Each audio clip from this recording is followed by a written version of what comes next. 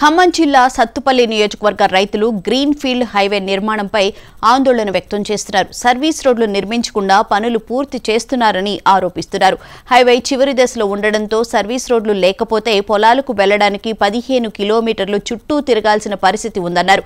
Under పాసులు వరికోత మిషన్లకు సరిపోవని, drainage లోపం వల్ల వరదలు పొలాలను ముంచేస్తాయని ఆవేదన వ్యక్తం చేస్తున్నారు. ముందు హామీల ప్రకారం సర్వీస్ రోడ్లు నిర్మించాలని డిమాండ్ చేస్తున్న గ్రీన్ ఫీల్డ్ హైవే రైతులతో మా ప్రతినిధి Ramakrishna face to face. Greenfield హైవేకి సంబంధించి సర్వీస్ రోడ్లు ఏర్పాటు చేయాలని చెప్పి సత్తుపల్లి నియోజకవర్గానికి సంబంధించినటువంటి రైతులు కోరుతున్నారు. ఆ మేరకు ఖమ్మం కలెక్టర్ కూడా వినతిపత్రం సమర్పించారు. మనతో రైతులు ఉన్నారు, అతో మాట్లాడదాం. చెప్పండి అండి, అసలు మీ సమస్య ఏంటి? కలెక్టర్ గారికి మీరు ఇప్పుడు ఏం చెప్పారు? కలెక్టర్ గారు మీతో ఏమన్నారు? కల్లూరు మండల కాంగ్రెస్ నాయకులండి. ఏనుగు సత్యబాబు నా పేరు.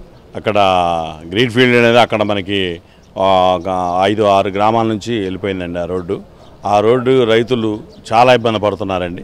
సర్వీస్ రోడ్డు లేక చాలా ఇబ్బంది పడుతున్నారు. ధాన్యం ఇప్పుడు ఒక 10 రోజులు 15 రోజుల్లో కోతలు వస్తాయండి.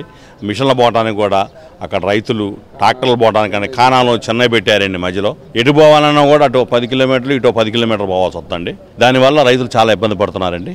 అట్లానే ఆ గ్రీన్ఫీల్డ్ హైవే లారీలు అక్కడ గ్రామాల్లో నుంచి వచ్చిన ఎన్నవెల్లి గ్రామం నుంచి వచ్చి పెదకొరకొండ, చెన్నూరు, లింగాల ఆ 3 గ్రామాల్లో కూడా రోడ్డు మొత్తం పతనం అయిపోయినాయండి. యాక్సిడెంట్లు కానీ ఆ గుంటల్లో యాక్సిడెంట్లు రేత్రి పగులైనాక ఈ వర్షాలకి యాక్సిడెంట్లు అవుతున్నాయండి. ఆ రోడ్డు పట్టించుకునేవాడు ఎవరు లేడండి.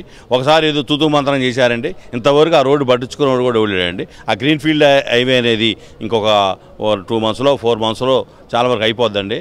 అది అయిపోకముందే ఈ రోడ్లన్నీ క్లియర్ చేయాలని చెప్పేసి వాళ్ళ కలెక్టర్ గారి దగ్గరకు